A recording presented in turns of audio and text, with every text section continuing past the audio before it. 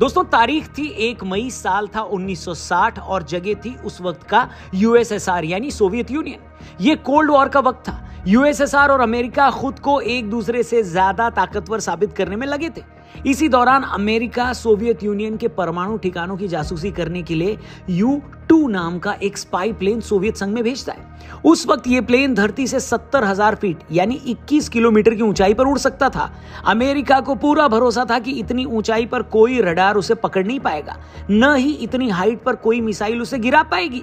लेकिन सोवियत संघ किसी मामले में कम थोड़ी ना था। इतनी ऊंचाई पर उड़ने के बावजूद सोवियत संघ के एंटी एयरक्राफ्ट सिस्टम ने उसे डिटेक्ट कर लिया और उस पर SA-2 सैम मिसाइल दाग दी।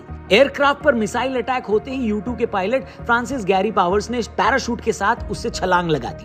सोवियत आर्मी ने पावर्स को जिंदा पकड़ लिया। मामला सामने आया तो अमेरिका ने झूठ बोल दिया कि यह तो मौसम की जानकारी लेने वाला वैज्ञानिक विमान था, मगर यूएसएसआर ने एयरक्राफ्ट का मलबा दिखाकर और पायलट को दुनिया के सामने पेश करके पूरी दुनिया के सामने अमेरिका को नंगा कर दिया। अमेरिका को अपने जिस U-2 विमान पर इतना भरोसा था, यूएसएसआर ने उसकी सारी हवा निकाल दी। पूरी दुनिया में अमेरिका की बेइज्जती हो गई, मगर अमेरिकन भी हार मानने वाले थे नहीं। यही वो टाइम था जब अमेरिका ने रियलाइज किया कि अगर उसे खुद को मिलिट्री सुपर पावर बनाना है तो उसे एक ऐसा एयरक्राफ्ट डेवलप करना होगा जो कि दुनिया के किसी रडार की पकड़ में ना आए। यही सोचकर उसने सबसे पहले SR-71 ब्लैकबर्ड डेवलप किया, जो कि हाई स्पीड रिकॉन प्लेन था। फिर उसने F-117 nighthawk stealth fighter plane बनाया और आखिरकार जो प्लेन बनकर सामने आया उसका नाम था B-2 स्टेल्थ बॉम्बर। जी हाँ, वही B-2 स्टेल्थ बॉम्बर जिसके एक विमान की कीमत $2.1 बिलियन है। जी हाँ, एक बॉम्बर 17,000 करोड़ का है, लेकिन इस बॉम्बर को दुनिया के किसी देश को वो नहीं बेचता। रडार एब्जॉर्बेंट कोटिंग की वजह से ये दुनिया के किसी रडार की पकड़ में नहीं आता। ये एक बार में 18,000 किलो से भारी बम ले जा सकता है। ये इतना महंगा है कि अमेरिका ने भी ऐसे सिर्फ 20-22 बॉम्बर ही बनाए हैं। इसे अमेरिका की नॉर्थरॉप ग्रुमन कंपनी ने बोइंग के साथ मिलकर बनाया था। इसे 2011 में अमेरिकी फौज में शामिल कर लिया गया। ये 50,000 फीट से भी टारगेट को पिन पॉइंट हिट कर सकता है। एक बार में 18,000 किलोमीटर का ये सफर तय कर सकता है। और दुनिया के सबसे ताकतवर इसी B-2 बॉम्बर से अमेरिका ने 22 जून की सुबह 4:30 बजे ईरान के 3 परमाणु ठिकानों पर हमला कर दिया। अमेरिका ने इन साइट्स पर 30,000 पाउंड वजन के क्लस्टर बॉम्ब्स गिराकर उन्हें पूरी तरह बर्बाद कर दिया। जिन 3 ठिकानों पर ये बम गिराए गए हैं उनमें फोर्डो, नतांज और इस्फहान शामिल है। इन 3 में भी सबसे बड़ा हमला फोर्डो पे किया गया। नतांज के बाद फोर्डो में ईरान का दूसरा सबसे बड़ा यूरेनियम प्यूरिफिकेशन प्लांट था।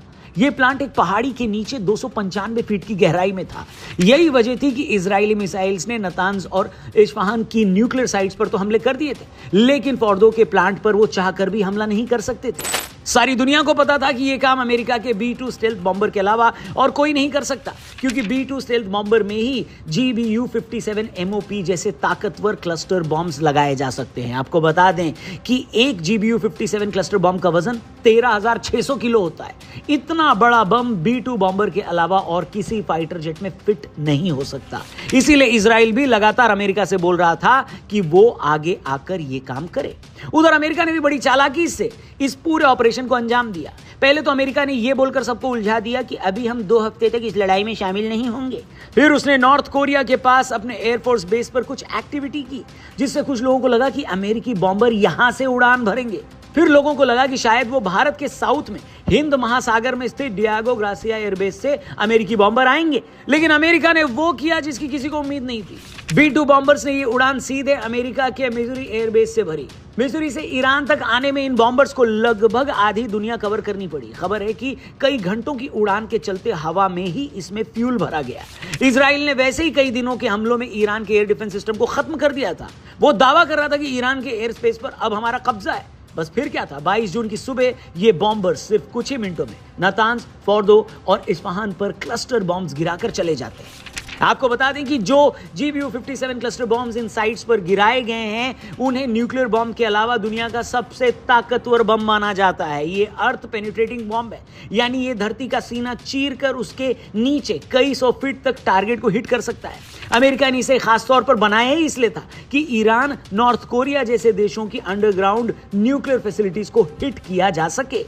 इस एक क्लस्टर बॉम्ब का वजन 13,600 किलो है, लेंथ 21 फीट और ये 60 मीटर तक मोटी कंक्रीट में घुस सकता है। ये इतना हैवी होता है कि B-2 स्टेल्थ बॉम्बर के अलावा इसे किसी और एयरक्राफ्ट से गिराया ही नहीं जा सकता। अमेरिका ने फोर्दो की साइट को बर्बाद करने के लिए इन्हीं बॉम्ब्स का इस्तेमाल किया। ट्रंप ने तो अपने स्टेटमेंट में ये क्लेम किया कि हमने इस साइट को पूरी तरह बर्बाद कर दिया है, मगर ईरान का कहना है कि हमले तो हुए हैं मगर इंफ्रास्ट्रक्चर में कोई लीकेज नहीं हुआ है। यह भी क्लेम किया जा रहा है कि ईरान को पहले ही पता था कि अमेरिका यहां हमला कर सकता है, इसीलिए उसने तमाम जरूरी चीजों को यहां से पहले ही मूव कर दिया था।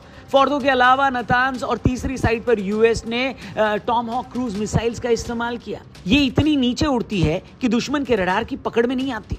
कुल मिलाकर अमेरिका के इस सरप्राइज अटैक ने पूरी दुनिया को हिलाकर रख दिया। अमेरिका का कहना है कि हमने इस हमले से अपने टारगेट अचीव कर लिए। ईरान की भलाई इसी में है कि इसके जवाब में वो कोई और हमला न करे, लेकिन ईरान मानने वाला कहां था। ईरान ने इस हमले के फौरन बाद इजराइल के 14 शहरों पर अपनी सबसे ताकतवर मिसाइल से हमला कर दिया। इन हमलों में तकरीबन 100 इजरायली जख्मी हुए हैं, कई इमारतें तबाह हो गई हैं। ईरान का सरकारी टीवी ये दावा कर रहा है कि ये वॉर शुरू तो अमेरिका ने की है, लेकिन इसे खत्म ईरान करेगा। मगर सवाल ये है कि ईरान कर क्या सकता है। इससे पहले कि इस सवाल के जवाब को ढूंढें, कई सारे ऐसे सवाल हमने अपने लेटेस्ट पॉडकास्ट में देश के सबसे बड़े क्राइम जर्नलिस्ट में से एक शम्स ताहिर खान से पूछे हैं कि उन सवालों का जवाब सुन के आपका दिमाग हिल जाएगा। जी हाँ, क्राइम हो या क्रिमिनल्स हो, इतने सालों से उनकी कहानियों को वो कवर कर रहे हैं कि आपको क्या बताऊं। इस पॉडकास्ट का ये सेकंड पार्ट है, सेकंड एपिसोड है। पहले एपिसोड को आपने बहुत पसंद किया, थैंक यू वेरी मच। इस एपिसोड को भी मिस मत करना, डिस्क्रिप्शन में इसका लिंक दिया है या पिन कमेंट में भी लिंक दिया, जाकर इसे जरूर देखना। हमारे TRP यानी द रौनक पॉडकास्ट चैनल पर यह पॉडकास्ट लाइव है। फिलहाल आगे बढ़ते हैं। तो दोस्तों, सवाल यह है कि अमेरिका के इस हमले के जवाब में ईरान आखिर करेगा क्या। ईरान के पास सबसे पहला ऑप्शन यह है कि वो मिडिल ईस्ट में मौजूद अमेरिकन एयरबेस को निशाना बनाए, लेकिन अमेरिका ने पहले ही बहरीन और कतर से अपने एयरक्राफ्ट हटा लिए। दूसरा, ऐसा करने में रिस्क ये है कि ईरान इजराइल से तो अच्छे से डील कर रहा है, कुछ मामलों में उस पर भारी भी पड़ रहा है, लेकिन उसने अगर अमेरिकी ठिकानों पर हमला किया तो अमेरिका को सीधे इस वॉर में उतर जाने का मौका मिल जाएगा और वो ईरान के लिए अच्छा नहीं होगा। दूसरी बात, इस बात की भी अटकलें लगाई जा रही हैं कि ईरान स्ट्रेट ऑफ हॉर्मुज को ब्लॉक कर सकता है। आपको बता दें कि ईरान की समुद्री सीमा में मौजूद ये वो रास्ता है जहां से दुनिया का 20% ऑयल ट्रेड होता है। अगर ईरान इस रास्ते को ब्लॉक करता है तो पूरी दुनिया में तेल की कीमतें बहुत ज्यादा बढ़ सकती हैं। अभी पर बैरल तेल $77 के आसपास है, लेकिन अगर ईरान ने इस रूट को ब्लॉक किया तो तेल की कीमतें $125 तक जा सकती हैं। लेकिन इसमें भी एक झोल है, ये कि इस रूट के जरिए अमेरिका का ट्रेड बहुत कम होता है। भारत तक आने वाला 40% ऑयल और 50% नेचुरल गैस इसी रूट से आता है, मतलब इसका सबसे बुरा असर भारत पर पड़ेगा। दूसरा पॉइंट, अमेरिका ने भी धमकी दी कि अगर ईरान ने इस रूट को ब्लॉक किया तो भी इसे युद्ध की घोषणा माना जाएगा।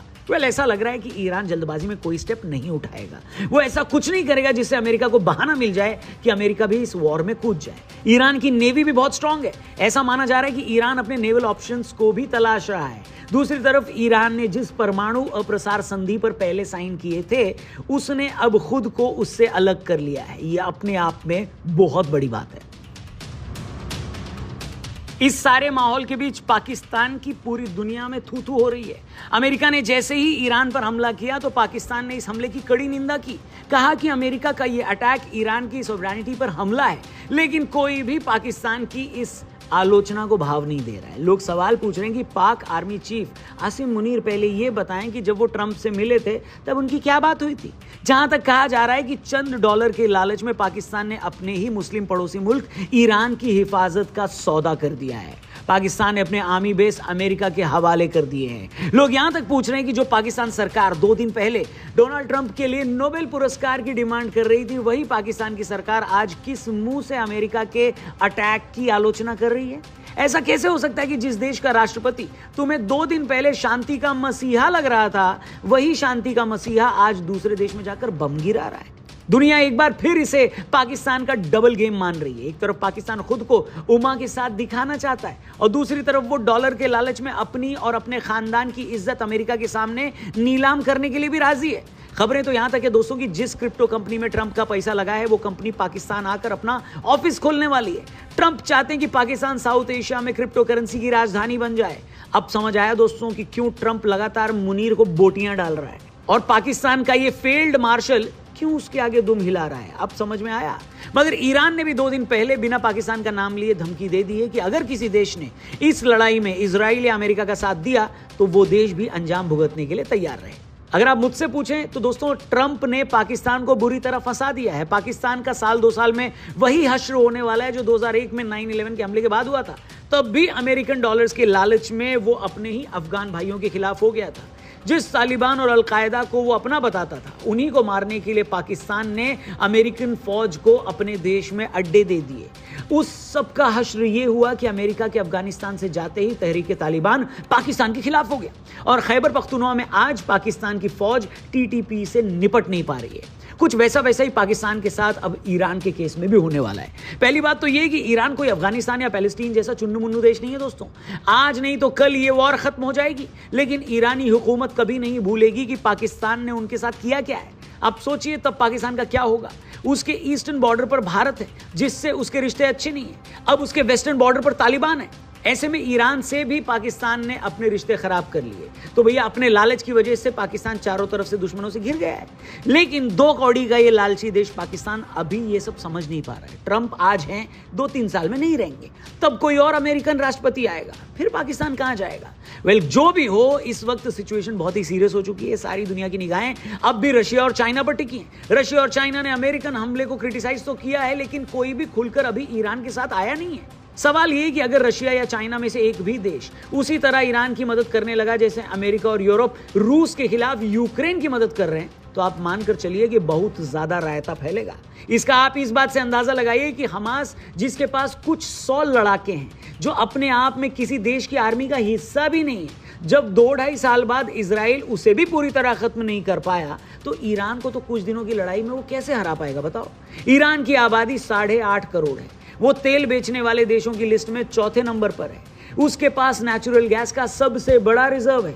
मतलब पैसे की कोई कमी नहीं है। अब अगर कोई ये सोच रहा है कि अमेरिका ईरान को कुछ दिनों में हरा देगा, तो ऐसा सोचना बहुत बड़ी भूल होगी। बाकी दोस्तों, आप बताइए कमेंट करके क्या लगता है, ईरान और इजराइल की लड़ाई में अभी कौन भारी पड़ रहा है? और आपको लगता है ईरान को पाकिस्तान को पेल लेना चाहिए? क्यों? क्योंकि पाकिस्तान ने उसके साथ धोखेबाजी की है। जो भी आपको लगे कमेंट करके बताना। और जाने से पहले डिस्क्रिप्शन में और पिन कमेंट में लिंक दिया है हमारे लेटेस्ट पॉडकास्ट का, जो कि इस पॉडकास्ट सीरीज का पार्ट 2 यानी एपिसोड 2 है। एपिसोड 1 को आप लोगों ने बहुत पसंद किया। शम्स ताहिर खान, जो देश के सबसे बड़े क्राइम जर्नलिस्ट में से एक हैं, उनके साथ अलग अलग केसेस, अलग अलग क्रिमिनल्स पे बहुत सारी बातें हुई हैं। लिंक डिस्क्रिप्शन में दिया है। क्राइम पर ऐसा पॉडकास्ट आपने नहीं देखा होगा, उसे भी जरूर देखिए और अपने दोस्तों से भी जरूर शेयर करिएगा। चैनल सब्सक्राइब करना। जल्दी मिलते हैं दोस्तों, अपना ख्याल रखिए। गुड बाय, जय हिंद।